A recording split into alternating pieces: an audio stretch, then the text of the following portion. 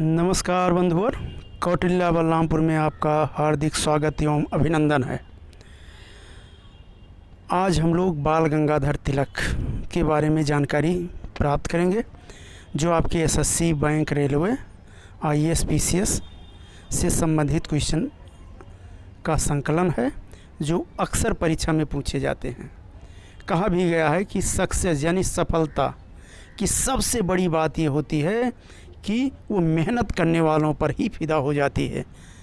अगर आपने हिम्मत, जोश और लगन के साथ मेहनत किया है तो सफलता 100% श्योर है।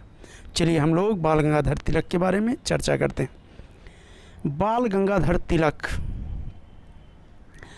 को भारतीय राष्ट्रवाद का भगीरथी कहा गया है, और ये भी कहा जाता है कि ये महाराष्ट्र में इनका जन्म हुआ था। बाल गंगाधर तिलक पत्रकार भी थे, शिक्षक भी थे और एक महान कर्मयोगी और स्वतंत्रता सेनानी थे। तिलक जी ऋग्वेद, आपने ऋग्वेद का नाम सुना होगा। ऋग्वेद, सामवेद, यजुर्वेद और अर्थोवेद, ये होते हैं वेद। वेदांत, गीता तथा कांट व ग्रीन के दर्शन से प्रकांड पंडित थे। तिलक जी का जन्म हमने पहले भी बताया कि महाराष्ट्र के रत्नागिरी में हुआ है, और ये एक पत्रकार के रूप में केसरी मराठा जो है भाषा में और मराठा को अंग्रेजी में इन्होंने इस पत्रिका का संपादन भी किया था। 1890 के दशक में गणपत व शिवाजी महोत्सव शुरू करके देश की जनता में भक्ति का आह्वान किया। इससे होता क्या था कि जनता जो है यानी गणपत और शिवाजी महोत्सव, इसमें काफ़ी जनता इकट्ठा हो जाती थी और उसमें अपने वो जो सुई भाषण के द्वारा उनको प्रभावित करते थे। लेकिन अंग्रेज़ों की कुटिल नीति और चाल के कारण इनको जेल जाना पड़ा और कई बार जेल गए। मांडले जेल जो कि बर्मा में है, जब वहाँ से रिहा हुए तो 1916 में एनी बेसेंट के साथ मिलकर होम रूल लीग की स्थापना की तथा औपनिवेशिक स्वराज के आंदोलन को आगे बढ़ाने का प्रयास किया। बाल गंगाधर तिलक ने लखनऊ अधिवेशन में कांग्रेस व मुस्लिम लीग के बीच जो कटुता थी उसको समाप्त करके और एक समझौता कराया, और वहीं पे कहा कि स्वराज हमारा जन्मसिद्ध अधिकार है, मैं इसे लेकर रहूँगा। 1907 की घटना आपको याद होगी कि बाल पाल लाल ये कांग्रेस के गरम और ये विनोबा भावे ये गरम दल के नेता थे। शेष दादा भाई नौरोजी ये सब नरम दल के, इनको भी वहाँ जो है अध्यक्ष बनाना था, लेकिन दुर्भाग्यवश ये नहीं बन पाए।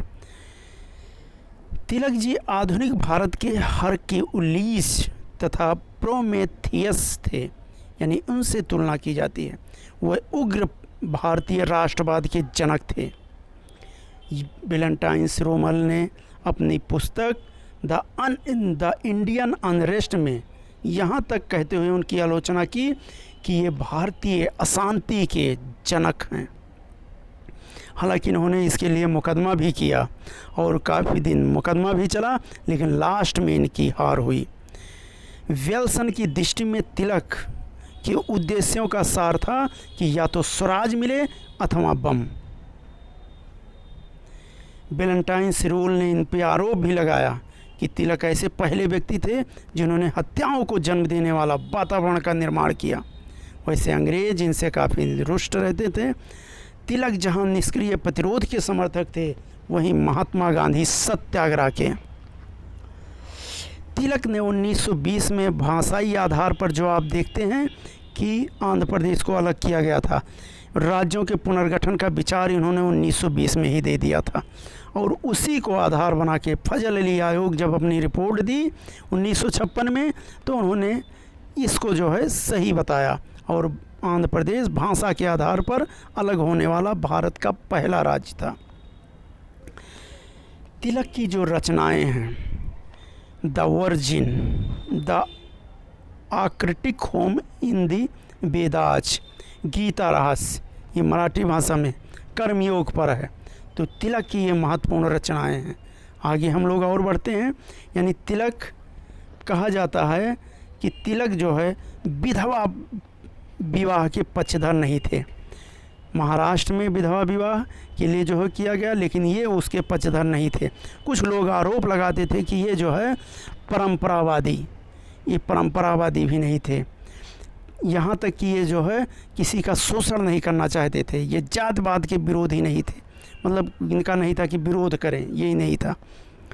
तिलक के राष्ट्रवाद के 4 प्रमुख तत्व थे। वो थे स्वदेशी, बहिष्कार, राष्ट्रीय शिक्षा और निष्क्रिय प्रतिरोध।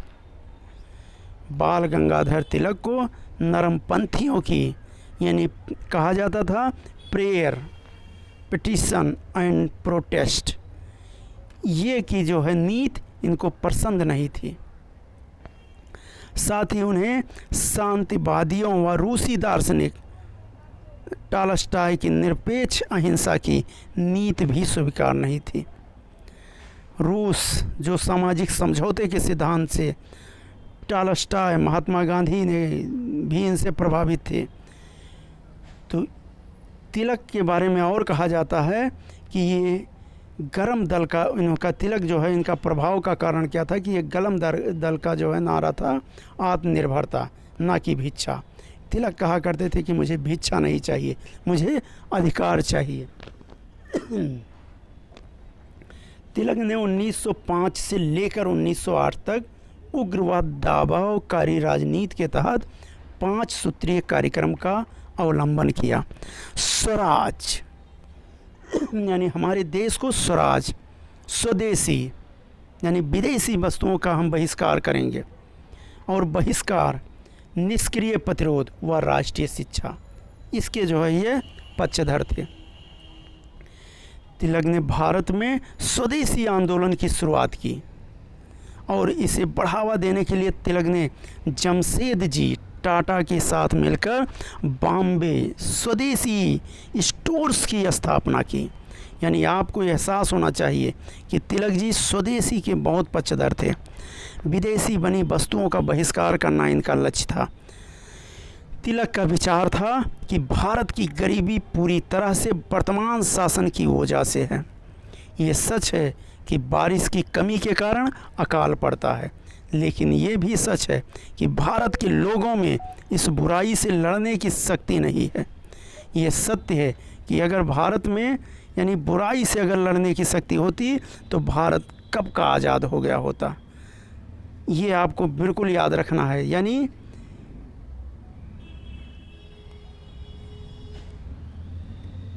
तो इस तरह से तिलक के जो है ये विचार थे। तिलक कहा गया है कि अगर तिलक जिंदा नहीं होते, वो जिंदा होते तो जो है यानी महात्मा गांधी का उदय नहीं होता। मैं यहीं से अपनी वाणी का विराम देता हूँ। जय भारत, जय हिंद।